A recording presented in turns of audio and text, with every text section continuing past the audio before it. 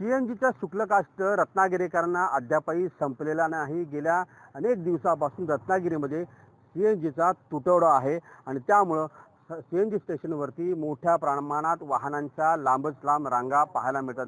आपण सध्या उभे आहोत रत्नागिरीतल्या शहरातल्या मध्यवर्ती ठिकाणी हे सीएनजी स्टेशन आहे आणि या सीएनजी स्टेशनवरती देखील मोठ्या प्रमाणात वाहनांच्या लांबच लांब रांगा लागलेल्या आपल्याला पाहायला मिळतात। गेल्या काही दिवसांपासून हीच परिस्थिती रत्नागिरी शहर असेल किंवा रत्नागिरी जिल्हा असेल, रत्नागिरी शहराच्या आजूबाजूच्या परिसरामध्ये हीच परिस्थिती या ठिकाणी पाहायला मिळते।